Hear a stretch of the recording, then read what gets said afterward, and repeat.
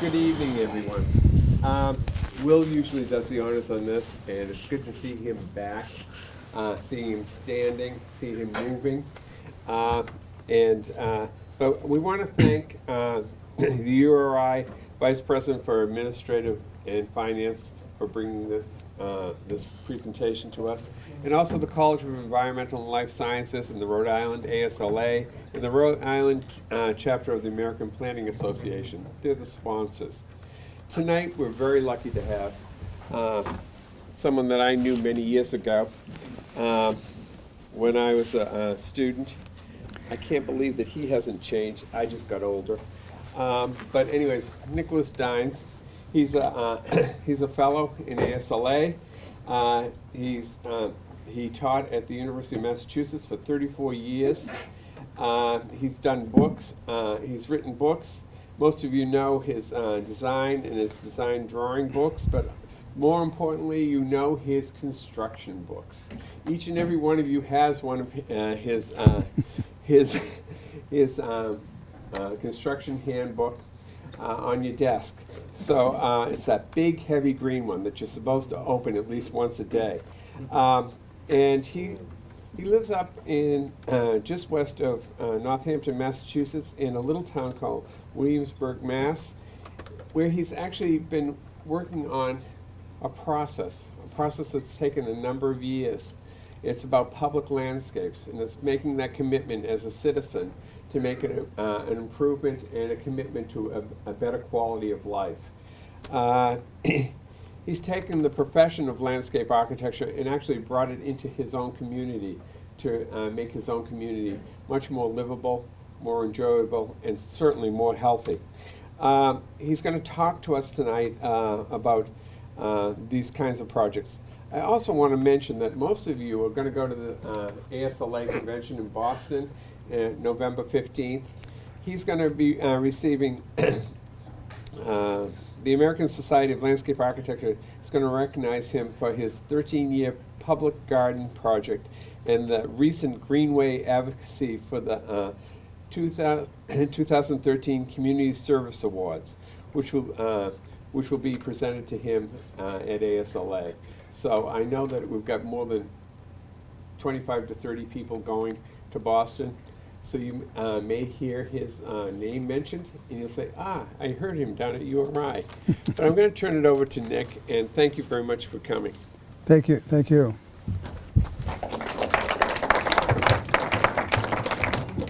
Is this on? Can you hear me? Okay, good.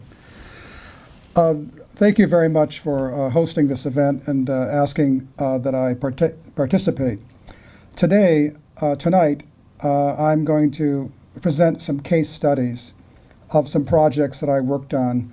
And this is not meant to be a showcase of projects I've worked on, because I'm going to try to tell you what I learned from doing these things and what I think the significance of them are for you as a young landscape architecture professional, an emerging professional, and also what it means in terms of a historical perspective. In 1999, Boston hosted the ASLA annual meeting, and they celebrated 100 years of landscape architecture in America. And all of us who were landscape architects were asked to participate in some kind of pro bono work in our communities to enhance the awareness of landscape architecture, propagate its knowledge, and create beautiful places. So I took it upon myself to start a project in Williamsburg, Massachusetts, where I live, to create a public landscape that didn't exist. And I was reminded by the work of Frederick Olmsted, Charles Eliot, and others of that era, who in fact worked tirelessly to propagate a public landscape. And I marveled at the observation that it took 100 years for the profession of landscape architecture to forget why it started. And that is the total abandonment of the idea of a public landscape and developing, using design and planning skills for spatial and temporal equity. in our society. And so with that little background, I'd like to present what I call the design of the caring garden. And these include public landscape gardens and hospital gardens, as well as some river greenway restoration work, which serve as models for various other projects. So I'd like to begin by going back to this idea that a Central Park in New York City opened in 1857, and it became a hallmark of design for the public sphere. And it borrowed artifacts from private estates. It accommodated urban public. And I'd like to make an observation. Are there any musicians in the audience? Any musicians? Well, one of the problems of designing in the public realm is that you have to design using many time signatures in the same composition, because there are different reasons for people to be in these public spaces, and they have different time-space references. And so the classic designs that you find, if you study them carefully in Olmsted's work in New York City, in fact does that. It accommodates people for different reasons and at different paces. So the caring garden, what I call, we often talk about we have to care for gardens. Well, the gardens care for us. I'm not going to spend time tonight because time doesn't allow it, but there's a huge contemporary body of research that essentially confirms the early 19th century transcendentalists of Emerson and Thoreau and Olmsted about the idea that there's something about nature and exposure to nature and landscape and the outdoors that affects the immune system. This was the beginning of modern medicine as we know it. It's the beginning of the work of Florence Nightingale in England, who advocated for fresh air and cleanliness in hospital care, aseptic design of interiors, etc., and advocacy for patients being exposed to light and air. And so this soup of growing awareness of the quality of landscape that in fact begins to interact with body, mind, and spirit is actually a quite ancient one, as evidenced by the spas of ancient Roman times, of Greek times, in Germany, all across the continent. But that's another lecture. So what I'd like to do is proceed by saying that a supportive garden in an institutional setting, such as a university, a hospital, or in fact a town center, should state we care enough about you to care for this garden or place. And it's a lost art, the idea of caring for places that have been built. It seems to be not part of the knowledge base of landscape architecture. We expertly design and execute works, and then we go away. It provides a refuge that bathes the senses in a different way each week, month of the year. Olmsted was quoted in his book, 40 Years of Landscape Architecture, as saying, landscape architecture is landscape painting with time. And that idea of time and the time it takes for a landscape to mature and the ever-changing cycles of color and texture and form are an important aspect that I think is beginning to be missed, because our sense of time is no longer 19th century, it's 21st, and it's very truncated. 3, it is a metaphor for change and regeneration. It may also be a place of comfort and support within which to reflect upon loss. And this is applicable in hospital gardens, etc., but it's also applicable in the great cemetery designs that were done by Olmsted in Auburn Cemetery in Watertown.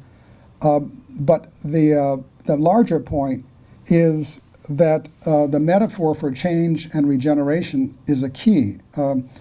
John Lyle wrote a book called The Regenerative Design, and it's the idea that design that merely slows the rate of degeneration is no longer acceptable. We need to create design that actually regenerates energy and regenerates systems, cleans water, cleans the air. That kind of regenerative design is in a different order of magnitude than the kind of classic spatial design that we have learned through the history. In the hospital realm, which I carry also to the public landscape, this is a personal perspective. I don't think that gardens heal.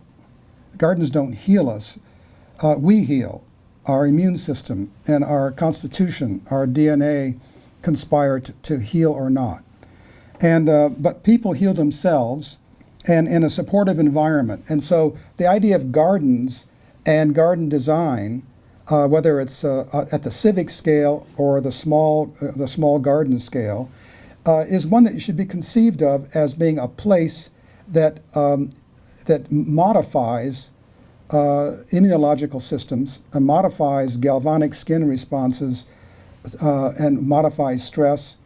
This is really a clinically established fact. It's not a speculation. It was speculation in Olmsted's time. It was a great leap of faith that landscape is good and being in the fresh air is good. It's now demonstrably a known fact in clinical trials. If you read Biophilia by E.O. Wilson, it's a thick book that is merely just a bunch of case studies that indicate that, cross-culturally.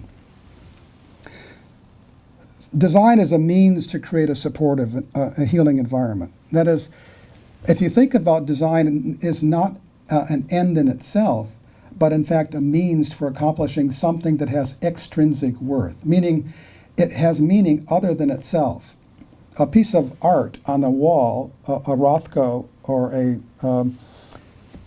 famous Renoir, has intrinsic value that we go to and we see the beauty of the painting. It may have some extrinsic value in that it has a cultural experience, but the landscape has the potential of having extrinsic value that is beyond itself, beyond the design. It affects systems, biology systems, ecological systems, social systems, and cultural systems. That's a heavy charge to lay on budding landscape architects. But the idea of using design to accomplish larger ends than itself is a key concept that I'd like to come back to later. The public garden, the caring public garden, transforms the mundane of everyday life and uses plants that normally are found in great estates such as Biltmore, etc., and places them in the mundane landscape. So I'm going to show you some examples of that in Williamsburg. I recently went to Biltmore, visited Biltmore in North Carolina, in Asheville, North Carolina, and I noted that everything you see at Biltmore you find in Central Park. That is all the same ornament, the same tools and the tricks, the layouts, the details are in Biltmore, which was built after Central Park. So these kind of interchangeability of this kind of civic scale work and the private millionaires' mansions, of bringing those things into the public realm is an important concept. And most public design is actually under-designed, and it's almost an impoverished environment. It reinvigorates the concept of public landscape. That is, the public, meaning should be for everyone, and I include rabbits and microorganisms as well. And a garden that's not hospitable to microorganisms and rabbits and worms is not a garden. It creates a sense of ownership and expectation. That is, in the public realm, if you're truly connecting with the public that you're serving, there should be some kind of psychic connection over time. In sociology, that time is about 10 years. That is, that's about a 10-year social lag in a process called reification, where some phenomenon in everyday perception becomes real in the subconscious, as opposed to merely external observation. So on year 1, it's, oh, look at those people planting flowers and doing funny things in that garden. Year 10 is, oh, our garden is beautiful this year. And that's the difference between this idea of ownership and when something becomes reified or real at the subconscious level of a population. That's the connection that you're seeking. So this is the next 2 slides are my favorite slides because it's an existential moment. When we see a little garden bed that's right in front of the gas station in Williamsburg. It's in front of Siki's garage. And this gas station is a landmark. And notice the little islands in the background. That's part of a project where we actually reconfigured the roadway, and the state built it and created a pedestrian friendly peninsula. So this next slide is the same place in July. And so the idea, I said existential, meaning every landscape is a place of potential. And what we're orchestrating as landscape architects in either simple ways, using simple perennials, and I use perennials because it's the most apolitical thing you can do, and it's more effective than urinating to mark territory. And this example of the display is an important one. When they accommodate daily life, and this is parking along the main road that goes through Northampton and Williamsburg. In this case, we're merely planting perennials, putting 2 feet of sod so people get out of their car and they can stand on something other than a bed or mud. And the planting beds are merely the length of a car with a 3-foot path between each bed. So it merely is accommodating parked cars and allowing people to move through the bed as well as along the side of it. This is called the Williamsburg Walk of Flowers. And also, using these things, we can indicate local landmarks, in this case, the general store where everybody buys ice cream. There are benches that have been placed where people buy ice cream, sit down, and watch the flowers. We can also redefine lost space, merely with a simple device of 3-foot-high plantings that change over time. From the early spring to now. We can use fragrant flowers to screen cars just as well as we can earth and fragrant flowers, just as well as a fence or coniferous materials or ericaceous materials. We can also use them for accent and bloom to create something that animates the place year-round. And those of you who don't like perennials, it's a wonderful world. All these plants, I'll summarize a little bit later about the care. All these plants have an ongoing care routine that's all organic as well.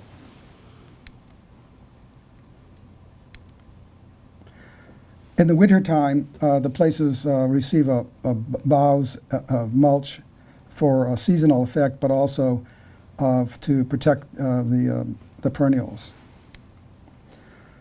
This is a local library. By the way, this heroic wall I built over a summer. It'll never fall. It's built to Roman specifications. So this is an example of using plants to transform a simple new addition to a library to make it accessible.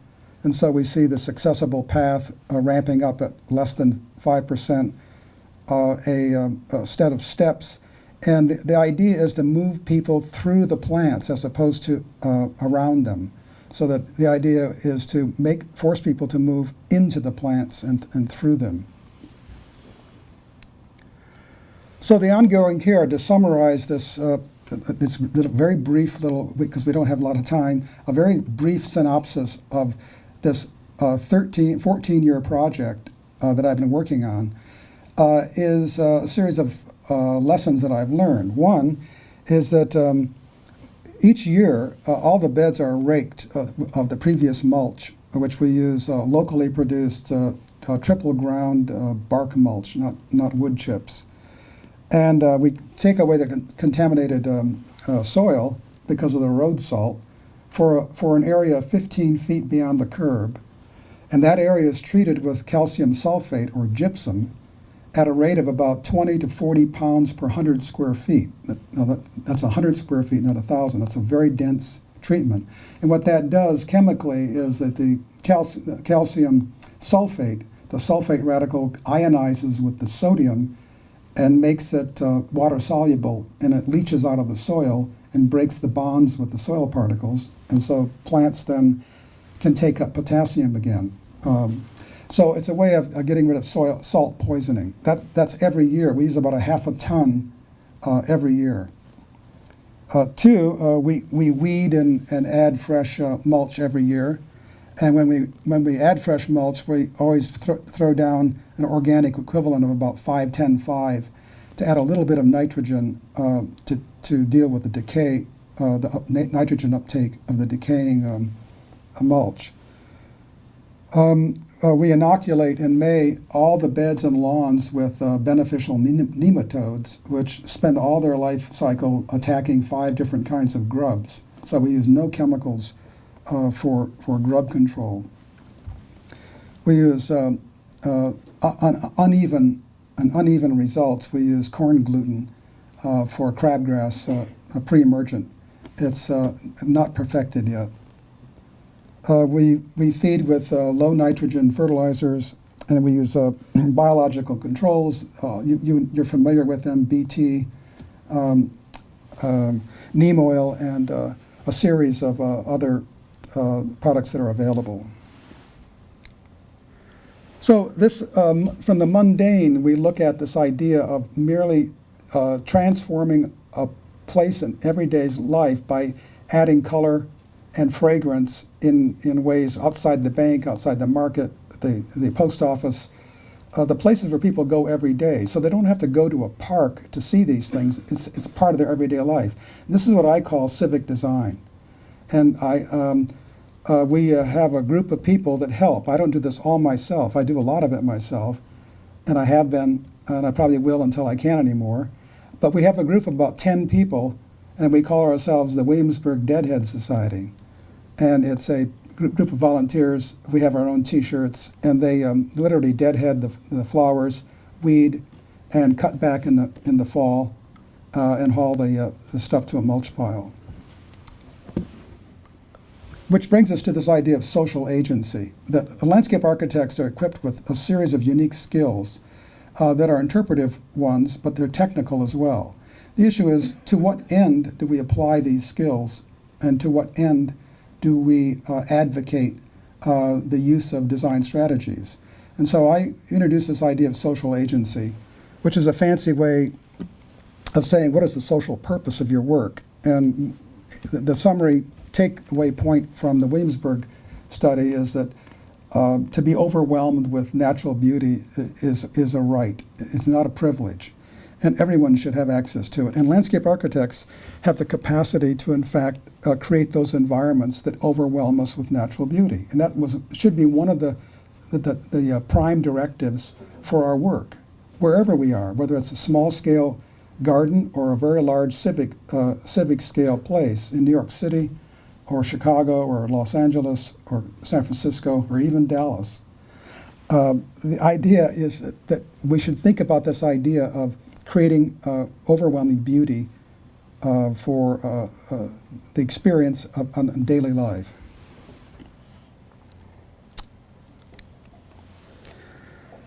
This next one is a process. It was built in 2004, but the planning and design of it lasted for about 3 years. And it was a project at the Franklin Medical Center in Greenfield, Massachusetts. And it involves a courtyard that was used at the time by doctors, nurses, patients' families, to be adjacent to the cafeteria and to exchange the dramas that occur in a hospital landscape. And every day, someone can be receiving good news, such as something is in remission, to bad news is that you've got 1 week left. And that happens side by side. People can be sitting in different places and hearing this news. So this idea of designing for an environment that is dealing with people in the most vulnerable stage of their lives is an extraordinary challenge that is something different than just doing good design work. So there's a body of knowledge called health design that is both instructive to architects and landscape architects. And there's a group of landscape architects in ASLA who specialize in the study and research area of dealing with healthcare design. Design is never something that you just conjure up in your brain.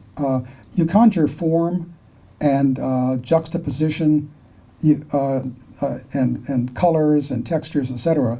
But the actual content is something that must be derived from something other than yourself. In this case, it's critically important. So we use 6 focus groups. And the focus groups were patients, nurses, doctors, staff, community helpers, and families, which is typically what you find in hospital settings. A lot of neighborhoods, families, and people who are former patients that volunteer. And through a long process of questionnaires and focus group conferences, we found that this garden should have flowers for color, fragrance, and change, water effects, but no spray due to disease vectors. And the water would have to be chlorinated because of disease and mosquitoes, etc. Shade and sun options, shade especially for people undergoing chemo and chemotherapy and radiation therapy. UV rays are very bad. And benches and tables so that you can have people engage in solitary conversation as well as group conversation, and tables where you can partake of coffee, tea, and lunches.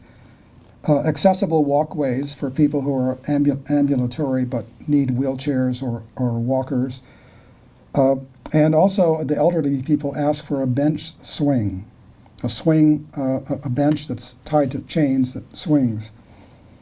Group function areas, that the hospital had a program that was that integrated all the arts, the performing arts and the fine arts, including paintings, concerts by string quartets, bluegrass bands, and jazz, as well as information conferences for the community on heart ailments, on renal functions, whatever it is that the community of patients would receive. The courtyard became the place that was envisioned for this happening under a tent and also social fundraising events as well. So what I'm getting at is that this program for this park or this garden is not something that should come from the landscape architect. It's got to come from the users. And what you are as a landscape architect is a facilitator, an interpreter, you're an enabler. And you're trying to develop a professional perspective on the implications of each one of these demands.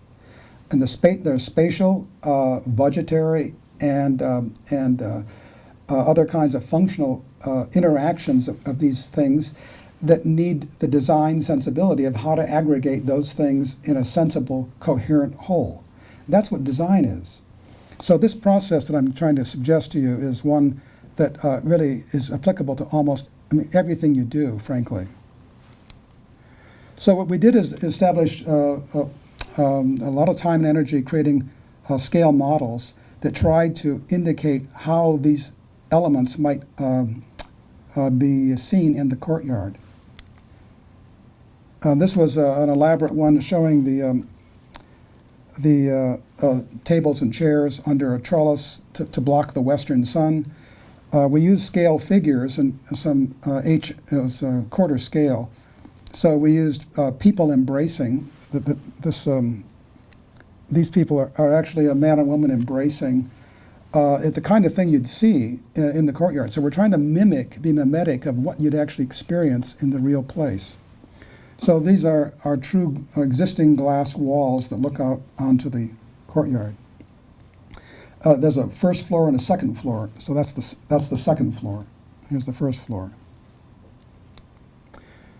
So these are some of the examples of benches of the pergola and flowers and plants that create color. And here's some construction. This is you're seeing this place built. In this case, you're looking at subgrade, and the subgrade is established. This tree was lowered by a crane early in the process, and topsoil was placed around it. This is just after it was finished. This is a year later, when the perennial is starting to. In fact, a year later, they actually added on to the courtyard as a building, and I'm standing at the doorway of this new building, and so immediately the courtyard was changed within a year. The radiology unit moved, and so the waiting room for the radiology movement was moved so that it could look out onto the courtyard. The non-spray water feature was a budgetary constraint. It's very simple, just a little bubbling. There's the swing, excuse me. There's the swing that was requested. And it's a place for conversation of really life and death circumstances.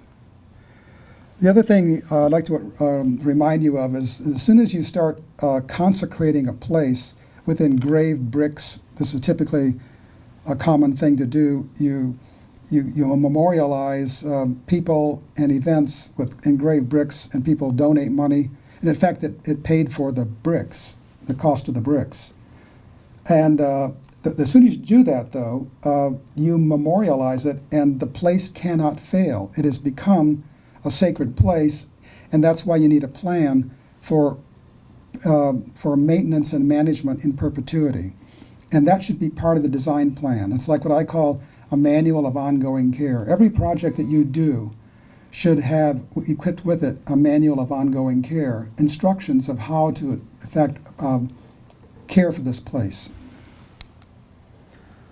You assemble materials lists, just like an interior designer. You assemble a materials list and try to illustrate them with analogous samples. So the lessons learned in this enterprise was the design landscape should support wellness, and to do so it must be a vibrant living place, teeming with life. And I want to do a little anecdote to explain how I realized this in a kind of stark way. Shortly after the gardens were built in Williamsburg around the bank and gardens around the Seekey's garage, etc., I noticed that what I thought to be vandalism. Every morning I'd go by and somebody had scattered the bark mulch onto the brick. So I would dutifully sweep it back. And the next morning, the same thing happened. And the third morning, I realized I should investigate. It was earthworms. At night, the earthworms are so active that they were literally churning up the beds, mainly because we use a lot of bone meal to plant bulbs, daffodils, etc. Great worm food. The public place requires ongoing care in order to provide a supportive and thriving environment. So once a landscape is built, if it doesn't thrive, the idea dies. And so does the kind of connection or bonding between the so-called users or public. So it's one of I think the weakest areas of our design education and practice is the specification of ongoing care afterwards. Third is public places must instill an expectation, meaning that people come to places that they'd expect to see, just like people go to Arnold Arboretum, or where do they go around here? Where's a place of great beauty that people go to see the lilacs or they see the roses bloom? Botanical garden. The botanical garden. When you go to the botanical garden, you go with an expectation, high expectation, that you're going to see these great roses or you're going to smell the lilacs. When that doesn't happen one year, or when they're overwhelmed, if they become diseased, it's death. It's a death, and it becomes less regenerative to the human spirit. So this is what I'm talking about. It's one more layer of responsibility to burden your brain with, as well as budget and everything else that we're burdened with. So the Quiet Reflections Garden, I'm going to show you, this is more of an academic perspective, to show you the process drawings and the kind of thinking that went on. This is a project, we're almost done. This is a project that was done on behalf of a bereavement group of parents who lost children through diseases and accidents, etc. And they wanted a place to memorialize them. So we created this unique, I helped them find a site, and we actually built a park, and it's called Angel Park. It's a Roman Catholic group. And I said, I'm very squeamish about mixing, in a secular society, mixing religious content. I persuaded them to refer to it as the Quiet Reflections Garden. But of course, it's always been the Angel Park to them. And the other point is that we made a site for a statue, and I was told that they were negotiating with a well-known artist to create a bronze cast bird, to be a metaphor, a bird. And I said, that's great. So we set the site for the statue, and we poured the concrete base. And in the meantime, somebody donated a 600-pound concrete angel, which is in the park. So it's a dicey thing, because everybody doesn't believe in angels in a secular society. But nevertheless, we proceeded with it with the following result. This is a little sketch plan showing, this is the existing public school is up here. The Veterans Memorial Park is right here. The Grange Hall is here, and the Williamsburg Historical Society is there. And there's the general store where the ice cream is. So it's a prime location. It's the site of an old equipment shed that has been torn down in the 50s, town-owned land. The design concept is, it aims to provide visitors and town residents with a place of reflection for sitting and strolling. The general garden plan shows a little terrace, white fir, Abies concolor, an underused plant, I think, dwarf winterberry, a magnolia, it's a stellata, and these are autumnalis cherries, and amelancher, and these are all shamrock ilex glabra.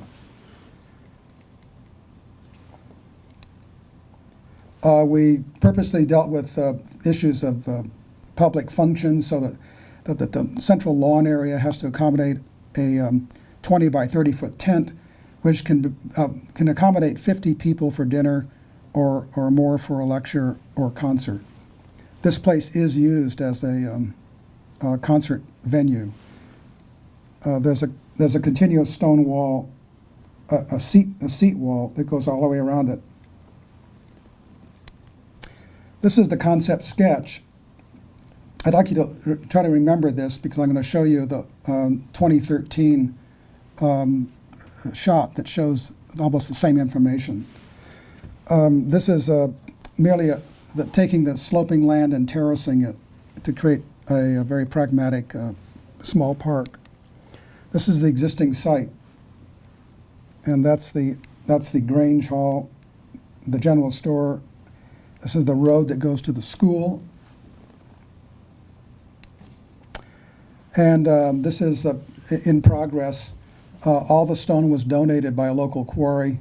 I built everything with the help of town equipment to grade, place sub bases, and lay electrical and drainage lines. This is one of those quirky things. This little stone was actually found in the pile exactly as it's shown. It's not cut. It was naturally split into a trapezoid. So I just laid it up as a joke, as a keystone in the arch. And it's I told everybody it's a significant marker of a ancient meridian that runs through the park. And they didn't know whether to believe me or not. This is the infamous statue base that you'll see in a moment. This is the park right after completion, and I'd like to, the next 3 slides, I try to show you the passage of time. This is 2008, the fall of 2008. This is 2011. And this is 2013. And so 2013 begins to resemble the original sketch cross-section. That is, you're trying to show how the inkberry will enclose the space, how the flowers, et cetera, offer supportive function, et cetera. And so something that you should be thinking about in your design is, in 5-year increments, what do you imagine it to look like? And you can do that by merely starting your own portfolio of observed phenomena. Of every time something is built, you take a photograph of it and go back, if you can, in 5 years and take another photograph, and you create your own longitudinal study. And that's exactly what you do in professional practice, but there's no reason to wait until you graduate. You can do that now. Every time you see a construction site, you should come to a screeching halt and either sketch something or take a photograph to fix it in time and then go back. Because you're interested in how landscapes change over time, and then what you do as a designer to orchestrate the change. That's essentially what you're doing with design. These are some views of the mature perennials. This is a cultivar of echinacea and phlox and perovskia. Here's an example of changing the design to link to future work. This is a little walkway that has steps that feeds the parking lot of the general store, but we also put a bench there because the view of the bench is a future project. That's a great tea garden between the Historical Society and the general store, and so that might be a future park. So the idea is that every time you do a project like Olmsted, you think of how this project could spawn another and another, and you try to create networks of contiguous green spaces and eventually contiguous canopies, which is great for birds and insects, etc. And also give you an idea of some of the techniques. We know that we're laying the stone, but we know the stone is split face, but the place where the brick is going to abut needs to be precise. So we actually cut the stone with a diamond saw where at the grade where the brick is going to be. We know that because we know what the grading is.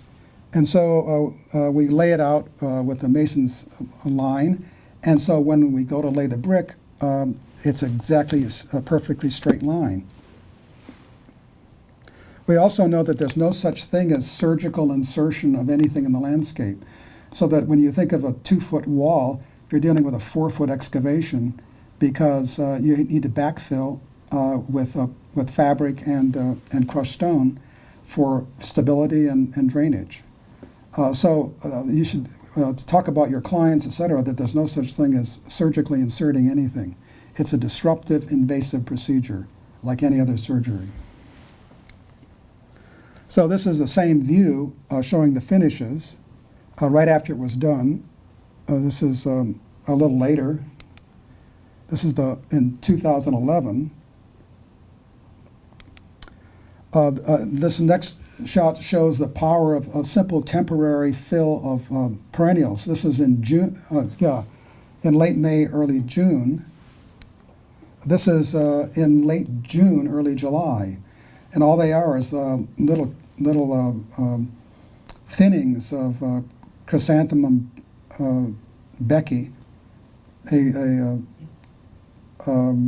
6 inches on center, like a ground cover, and they just bloom like crazy.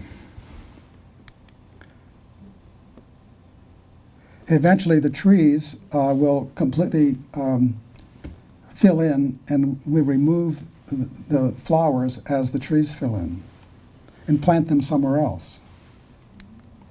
This is the winter, last winter. It's showing how large the trees are, and they're beginning to start to touch. And they're screening out the buses and the cars of the parking lot behind it. On the school side, which is west, we just have a riot of color: rudbeckia, yellow daffodils, yellow daylilies, and echinacea and Russian sage. Oftentimes in your design work, you're asked to make maps showing the migratory paths of animals. We very rarely show the migratory paths of people. In this case, we found this rutted little path behind this utility garage, which was made by the teachers walking from the school to the general store getting coffee. So we found an old sill stone while we were excavating. We had it engraved, and it says, Teacher's Coffee Walk. So that little stone right there, it says, engraved stone, it's a dedication to the teachers who walked this. We widened the path and edged it and paved it with 4 inches of graded aggregate. So the conclusion here is that any garden you do, including this one, is that it requires some kind of administrative organization to perpetuate it and to make certain that it receives ongoing care. We did this by organizing another group called the Redemption Society, in which there are about 12 people who work shifts collecting bottles and cans at the local transfer station, converting it into cash and depositing it into a special account, a non-interest-bearing account, which will eventually convert to a 501c3 tax-exempt organization to provide about $5,000 a year to pay for mowing, raking, the gypsum, the fertilizer, and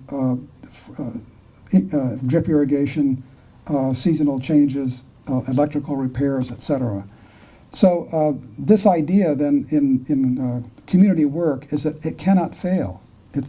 You're really memorializing public space in a way that requires some kind of ongoing care beyond my lifetime.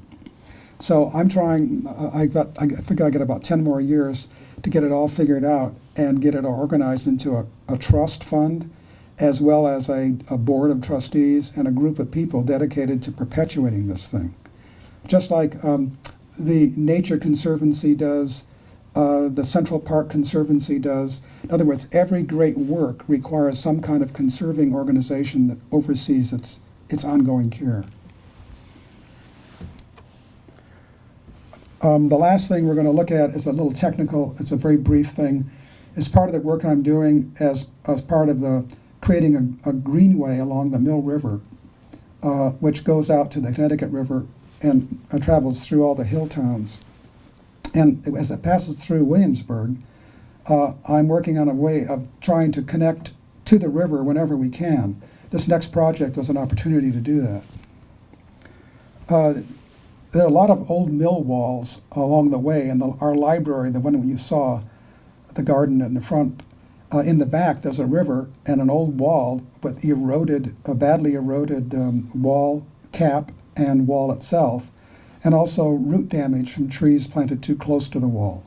So this project was a combined effort. We wanted to restore the wall, regrade it so that water no longer traveled over the wall into the river, therefore stopping the erosion, which would also increase the water quality of the Mill River, as well as provide a platform for the reinstallation of an old wrought iron or iron fence that used to be there that's no longer there. The library found an old iron fence on eBay from upstate New York, and they bought it, had it sandblasted, galvanized, and painted with 2 coats of epoxy paint. So what you're about to see is this restoration. So what we did was to refit the stones, remove the invasive roots, create a base, poured a reinforced concrete cap. We had existing caps that we could reuse, and then we from the same quarry that those caps came from, we had new ones made and cut, and it was donated, by the way, and we restored it. So this is a part of the way. What we did was this tree right here was removed afterwards. Its roots were actually pushing out the wall. And we mortared these large stones, some 2 feet by 5 or 6 or 7 feet long. And then we drilled through them with a diamond core saw, and we placed these 2-inch steel posts and set them vertically erect at the proper spacing, set them in fast hydraulic cement, fast drying setting hydraulic cement, and then connected the fence portions. And this essentially created a new park because it was a safe place for children. The fencing here satisfies the law. The vertical slats are 4 inches apart, and it can't be any more than that. And it's 5 feet tall. So this is the new wall restored. This is the new space, which is now used extensively by a farmer's market, as well as people sitting in chairs just staring at the water. And the library has Wi-Fi, so people come out and do their computer business. The detail is that we created we excavated 2 feet down and 3 feet wide trench at the top of the wall, and we placed crushed stone and fabric, and then backfilled with topsoil, so that all the water that comes from the lawn doesn't go into the river; it infiltrates. So these cobblestones are actually non-mortared; they act as a curtain drain. This is a little terrace that commemorates the place of an old dam that used to be there. And so this little sitting area is equipped with electricity and Wi-Fi and Chianenthus virginicus. So my conclusion is that the German philosopher Oswald Spengler is quoted often. He was quoted by Stanley White often. The landscape is a mirror of our cultural soul. And the goal of design should not be to produce an artifact. That is, it shouldn't be about things that we do. It's really the goal of design is to create an outcome. That is, what can the things that we do help accomplish? So the thing that we do, that we accomplish, is not the accomplishment. It's what the things help us do. And so the garden, the urban design, the cemetery or the art museum forecourt, these are the things that you produce, but the issue then is that how do we use those things to effectuate a social setting that is equitable and is open to all and that is thriving with life, not some pastiche of imaginary aluminum trees, but in fact a living landscape. Not only a living landscape, but in the spirit of John Lyle, a landscape that actually regenerates life, that is regenerative and not consumptive. And it's a very big challenge. It's hard. It's like designing a LEED platinum building. It's almost impossible. But it's the goal that we should all be striving for. So that's my little sermon for the night. And thank you very much, and I'd be glad to take any questions if you have them. Are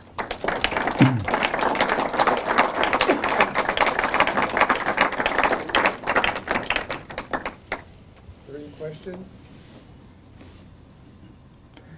Yes. So you actually, go to all your sites personally and like contribute to the actual physical work? Yes, I did. I built, it took me, the library wall, which I'm most proud. It took all spring, it's just all handwork. It's all hand chiseled. The library wall is no cutting. There's no sawing. It's just all hand chiseled of a granite gneiss. And yes, I did all the brickwork, the electrical work, planting. Do you It's think that's like a really important part in sort of informing your design work, is like being hands-on with the whole design? yes, I think you need that, but I think you need to be analytical about what you're doing when you're doing hands-on work. And so it's like the zen of motorcycle repair. In other words, it doesn't matter what you're doing, it's what you're learning at the time. So you're trying to build a knowledge base. And if you're just doing labor, that's not very useful. If you're doing labor and trying to ask the question, what is the craft that I'm working on? What's its history? What are the tools that I need? And what are good outcomes and what are bad outcomes? You need to do research to find out how to do it. And I think that it's a very important area. It's idiosyncratic. I mean, I just love to build things. Everybody doesn't. I mean, some people are klutzes. They keep hitting their hand. And so I think that I'm not suggesting a protocol that everybody has to build something. It's just that I did it. But you can also help others do it. So it doesn't mean that the model isn't that you have to do it all. The model is you need to engage a process that gets it done. And if you're a better manager, then you can help other people do the work. Thanks. Any other questions? Okay, I know you're all tired and you have many bridges to cross. There'll be a chance to ask more questions informally outside. So thank you very much. I appreciate it. Thank you.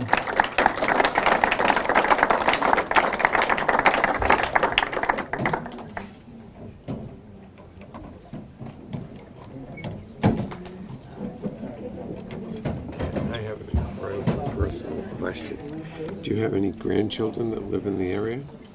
No, I don't have any grandchildren. Okay, so Why? what a great legacy. Oh, It's beautiful. thank you.